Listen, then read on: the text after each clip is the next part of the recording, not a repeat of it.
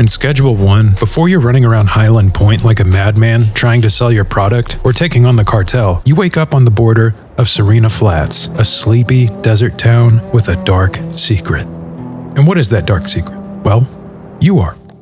Because you and good old Uncle Nelson are up to no good. Now, I absolutely love Serena Flats. It's a beautiful, beautiful location, and I'm just a sucker for small towns with a dry climate. There's something so peaceful about being isolated from a large metropolitan area, you know? But there's also a drawback. In a small town, it's basically a fishbowl, and everyone's up in your business. As you already know, if you've played the tutorial, that is Serena Flats. Now, this place is really small. We're talking a population of 47 people. Hey, that number sounds strangely familiar. That's right, go watch my Hitman level reviews. And we can see that it was established in 1886. So this town must not be doing so hot, because after an entire century, there's still only 47 people here. So it really is a sleepy, dead place with just a few people living there. So it seems Uncle Nelson figures this is a good spot to lay low. Uncle Nelson's interesting. When you first meet him, he just tells you to go into town and get him some stuff. But there's just something about him. You can tell he has a lifetime of just absolutely ridiculous, insane stories. How can he not? He's Uncle Nelson. But now he seeks refuge in Serena Flats, possibly and most likely to escape a very chaotic and maybe dark past. We know Uncle Nelson cares about us though, almost immediately, just with the way the back and forth between the player character and him goes. This kind of sets the tone for loyalty in the game. You're running a family business with your uncle. It seems pretty innocent, right? Especially because what you're selling isn't really the worst thing in the world at all. That comes much later in the game. But this video is about Serena Flats. And I think Serena Flats does an excellent job giving players a little taste, their first taste of the game's themes: survival, crime, and loyalty. So, after we wake up in the RV, we do a couple of chores that the game's walking us through, because it is a tutorial. And after Uncle Nelson says, hey, while you're in town, grab some stuff, we're introduced to driving. And I just absolutely love how we leave Uncle Nelson's sleepy little farm and drive through this long tunnel. And then, what's revealed to us on the other end of that tunnel is Serena Flats proper. As you can see, there is nothing really going on here. It is a dead town.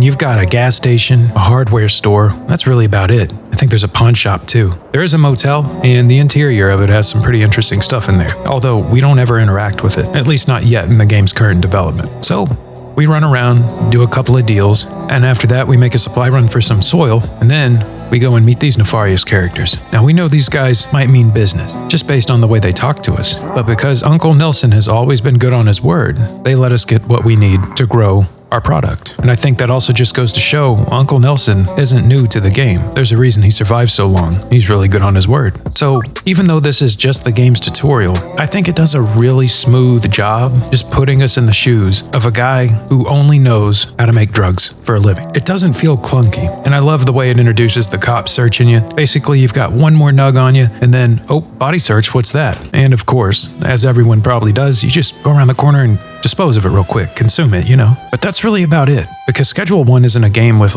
insane over-the-top mechanics at first. It's easy to learn and very hard to master. At least very hard to make as much money as possible. But that comes later. You know everything you need to know to get started just based off of this tutorial. There's not some big in-depth town. Even though the NPCs do have a schedule they follow, it's not like you could go off the beaten path and get lost and go on a side quest or something. No, it's very straight and narrow. But the scenery is beautiful. The windmills in the background, this weird garage off in the distance, the funny, quirky graffiti. This opening and everything it shows you just poses questions, and it leaves you wanting more. You could go off searching for Easter eggs, but you're probably not going to find any. But just this small interaction with Uncle Nelson alone is going to play into how we feel about him pretty much for the entirety of the game. Because after we head back in our truck and we say goodnight to Uncle Nelson, well, we wake up and he's been busted. We haul it out of there and escape the raid. And then we get our very Grand Theft Auto style opening to Schedule 1. Where we can finally create our character and then just be plopped into the world. So really, there's not much else to say, and I wish there was. And I think that's kind of the biggest downside about Serena Flats is it's a really cool idea for a location. Hell, there's even a mod being made so that we can go back there in the game. And I think it would be a really cool location to just be a little bit more fleshed out with some stuff to do. Because other than just creating product and selling it, Schedule 1 is a cool world, and I'm really excited to see what Tyler, the creator of Schedule 1, goes on to do with it. What did you think about Serena Flats? Did you like the beginning? Because honestly, I was on the fence when I first started this game. I didn't know what to expect, and Serena Flats just kind of sucked me in. And from there, I became super addicted to this game. But this is a level review, so I'm going to give Serena Flats 3 out of 5 bullet holes. It's quick, it's efficient, does what it's supposed to do, nothing more. It's just a good tutorial. But I think it has the potential to be something even more. And maybe after Tyler, the creator of Schedule 1, fleshes out the game a little bit more, maybe there will be a little bit more something here. Maybe we can go back here. Because if you no-clip into some of these locations, it seems like they were intended for use.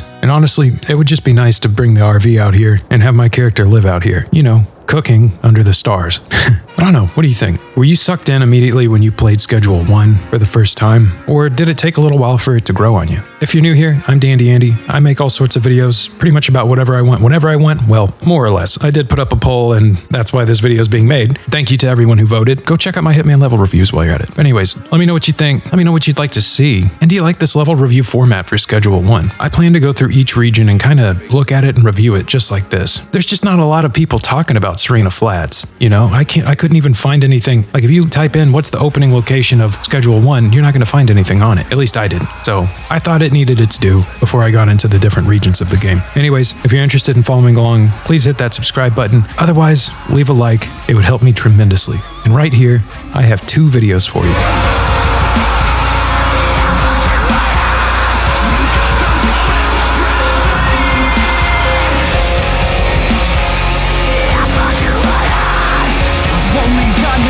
Have a great rest of your day, week, night, year, whatever. Just stay safe out there. Peace.